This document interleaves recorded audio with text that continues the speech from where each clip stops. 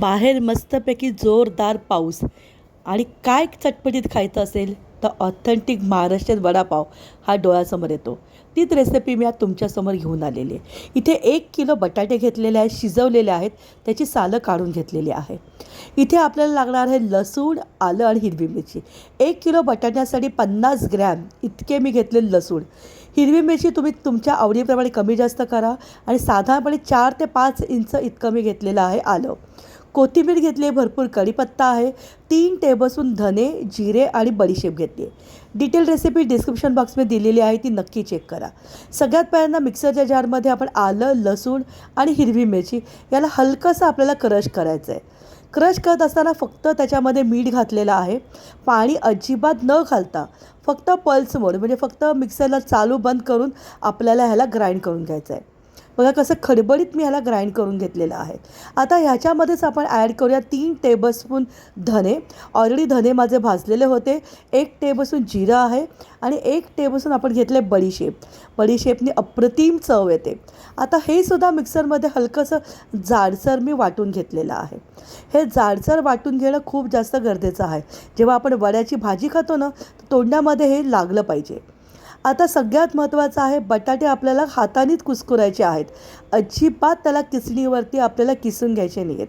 असे बटाटे आपल्याला हाताने कुस्करून घ्यायचं आहे. याच्यासाठी आपण खमंग अशी फोडणी करणार आहोत. आपण फोडणीसाठी साधारण 5 ते 6 टेबलस्पून इतकं तेल घेतलेलं आहे. तेलामध्ये 1 टेबलस्पून इतकं मी मोहरी घातलेलं आहे. मोहरी तुम्ही कमी जास्त करू शकतात. मोहरी घातल्यानंतर त्याच्यामध्ये 1 टीस्पून इतकं मी हिंग घातलेलं आहे. 1 टेबलस्पून इतकं मी त्याच्यामध्ये घातलं होतं उडदाची डाळ. उडदाची डाळ ऑप्शनल आहे, तुम्हाला आवडत नसेल तर तुम्ही स्किप केली तरीसुद्धा चालेल. पण ऑथेंटिक जसं हॉटेलमध्ये मिळतं तीच रेसिपी मी आज तुमच्याबरोबर शेअर करत आहे. आता जो मिक्सरमध्ये आपण ग्राइंड केलेला मसाला होता तो आपल्याला ह्याच्यामध्ये खमंग परतून घ्यायचा आहे. भरपूर कढीपत्ता मी ह्याच्यामध्ये फोडणीमध्ये टाकला होता. आता हे जो मसाला होता आपल्याला व्यवस्थित परतून घ्यायचा आहे. तेल सुटेपर्यंत आपल्याला हे मसाला परतून घेणं गरजेचं आहे. आपण ह्याच्यामध्ये हळद आणि कोथिंबीरसुद्धा टाकणार आहोत. हळद टाकल्यानंतर त्याच्यावरती कोथिंबीर टाका, जेणेकरून हळद जी आहे ही आपली करपणार नाही. तेल सुटेपर्यंत आपल्याला हा मसाला खमंग परतून घ्यायचा आहे.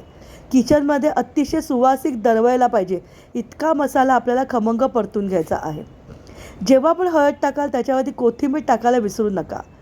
हे सगळं परतून झाल्यानंतर गॅसची फ्लेम आपल्याला बंद करायची आहे आणि मग त्याच्यामध्ये कुस्कुरलेले आपल्याला बटाटे घालायचे आहेत.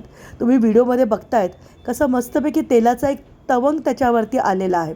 इतका मसाला मी परतून घेतला होता. जेव्हा आपण शिजलेले बटाटे खाणार असू त्यावेळेला गॅसची फ्लेम ही बंद करणं गरजेचं आहे. मला भरपूर कोथिंबीर आवडते म्हणून थोडीशी अजून वरतून मी कोथिंबीर ॲड केलं होतं. मीठ आपण सुरुवातीलाच मिक्सरमध्ये जो मसाला ग्राइंड केला होता त्याच्यामध्ये ॲड केला होता. जर तुम्हाला असं वाटलं की मीठ कमी आहे तर तुम्ही वरतून अजून मीठ चव घेऊन ॲड करू शकता. आपण जे बाहेरचं बॅटर बनवणार आहे त्याच्यामध्ये सुद्धा मीठ असेल, त्या मिठाचं प्रमाण थोडंसं आखडतं घ्या. खूप जास्त मीठ सारणामध्ये नका घालू. हे बटाटे वड्याचं सारण तयार झालं आहे. हाताला थोडंसं तेलाचा हात लावलेला आहे आणि तुम्हाला आवडेल त्या साईजमध्ये ह्याचे गोळे बनवा. आपली घरातली कढई ना ही खूप मोठी नसते. हॉटेलमध्ये जी कढई असते ती प्रचंड मोठी असते, त्याच्यात तेल जास्त असतं, त्याच्यामध्ये मोठे मोठे वडे तळतात. पण घरातली कढई आपली लहान असते त्याच्यामुळे खूप मोठ्या साईजचे वडे करू नका.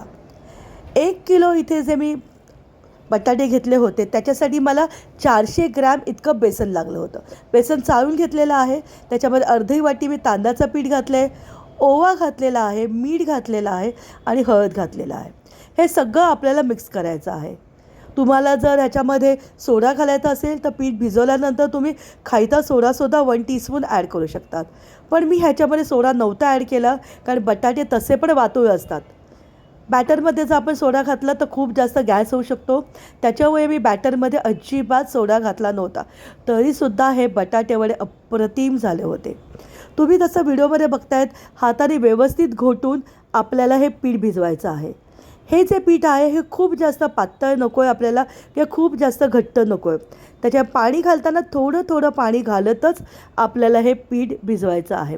जसं तुम्ही व्हिडिओमध्ये बघतायत खूप जास्त थिक नाही आहे की खूप जास्त लिक्विड नाही आहे. बटाटे वडे व्यवस्थित कोट होतील एवढंच आपण त्याचा थिकनेस ठेवलेला आहे. हाताने साधारणपणे 5 मिनटं असं आपल्याला एकाच डायरेक्शनला याला घोटून घ्यायचं आहे. हे हाताने घोटून घेणं खूप जास्त गरजेचं आहे. चला तिथपर्यंत आपण चटणी बनवूया. ही जी लाल रंगाची चटणी असते ना, त्याच्यासाठी 2 पाव घेतलेले आहेत. हे 2 पाव जे वडापावचे पाव असतात तेच आहेत. हे एका तव्यावरती टाकून आपल्याला कुरकुरीत करून घ्यायचं आहे. थोडक्यात काय, आपल्याला कडक पाव करून घ्यायचा आहे. पावातलं सगळं मॉइश्चर निघून गेलं की त्याच्यामध्ये सालासकट लसूण घातले मी, त्याच्यामध्ये लाल मिरची पावडर घातले, थोडंसं मी त्याच्यात मीठ घातले आणि मिक्सरला ग्राइंड केले. तयार झाली आपली मस्त ही लाल चटणी. आता हे बटाट्याचे गोळे जे होते ते तयार बॅटरमध्ये आपल्याला टाकायचे आहेत. त्याला नीट हाताने कोट करायचं आहे. तुम्हाला हवं असेल तर तुम्ही चमचा यूज करू शकतात, पण मला हे हाताने इझी वाटतात. तेल गरम करून झालं होतं मीडियम आचेवरती आणि त्याच्यामध्ये हे बटाटे आपल्याला पटापट सोडायचे आहेत. लक्षात घ्या, जेव्हा तुम्ही बटाटे टाकाल कढईमध्ये साधारण 4 ते 5 इतकेच बटाटे घाला. खूप जास्त जर बटाटे सोडलेत ना तर हे सगळे हाताला चिटकून बसतात किंवा सगळे हे तुमच्या कढईमध्ये एकमेकांना चिटकून जातात. त्याच्यामुळे जितके मावतील ना 3 ते 4 तेवढेच बटाटे वडे त्याच्यामध्ये सोडा. आता बटाटे वडे सोडले त्यावेळी त्याची जी गॅसची जी फ्लेम होती ही मंद आचेवरती होती. असं तेल हळूहळू सावकाश उडवत आपल्याला हे बटाटे वडे तळून घ्यायचे आहेत. बटाट्या वड्यांमध्ये आपण सोडा नव्हता घातला आणि बटाट्या वड्यांमध्ये आपण तांदळाचं पीठ घातलं होतं. त्याच्यामुळे हे वडे आपले एकदम कुरकुरीत होणार आहेत. बटाट्या वड्यांचा रंग अजिबात बदलणार नाही आहे. हा आहे तसा पिवळ्याच रंगावरती तळला जाणार आहे. तांदळाचं पीठ घातलं तर बटाट्या वड्यांचा जो रंग आहे हा अजिबात बदलत नाही. खमंग चटपटीत हे बटाटे वडे आपले तयार झालेत. बटाट्या वड्यांबरोबर थोडंसं तुम्हाला दाखवते की जो चुरा असतो तो कसा करायचा. हा चुरा वापरूनसुद्धा चटणी केली जाते. चुरा वापरून चटणी कशी करायची याचा मी वेगळा व्हिडिओ बनवणार आहे, कारण एवढं सगळं तुम्हाला एका व्हिडिओमध्ये दाखवणं मला शक्य नव्हतं. त्याच्यामुळे चुऱ्यापासून बनवणारी जी चटणी आहे पिवळ्या रंगाची, जी ठाण्यामध्ये मुंबईमध्ये खूप फेमस आहे, त्या चटणीचा व्हिडिओ हा वेगळा आम्ही बनवलेला आहे. तो सुद्धा नक्की चेक करा. सगळे बटाटे आपले खमंग तळून झालेत. थोड्याशा हिरव्या मिरच्या मी तळून घेतलेल्या आहेत. हिरव्या मिरच्या तळत असताना मध्ये थोडंसं आपल्याला त्याला फाडायचं आहे आणि मगच तळायचं आहे. आता थोडासा चुरा, बस जे आपलं बॅटर तयार झालं होतं त्यात थोडंसं पाणी घातलं, हलकंसं पातळ केलं आणि असा खमंग चुरासुद्धा मी तळून घेतला. हा चुरा तळत असताना थोडंसं जास्त तळला मी, तो मस्त कुरकुरीत होतो. त्यामुळे थोडंसं जास्त त्याला डीप फ्राय करा. हा जो चुरा आहे ना हा सुद्धा अप्रतिम लागतो पावाबरोबर खाण्यासाठी.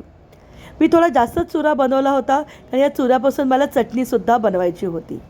तर तयार झाला आपला मस्त खमंग चुरा आणि बटाटे वडे. आता आपल्याला करायचं आहे प्लेटिंग.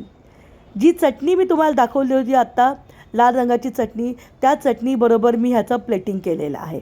पिवळ्या चटणीची रेसिपी हे दुसऱ्या व्हिडिओमध्ये मी शेअर करणार आहे. तो व्हिडिओसुद्धा नक्की चेक करा.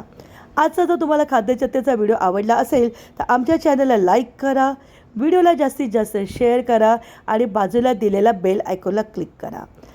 वेगळी रेसिपी आहे, नक्की ट्राय करून बघा. आणि जर तुम्ही बनवला असेल तर तुमचे जे फोटोज आहेत हे माझ्यापर्यंत नक्की शेअर करा.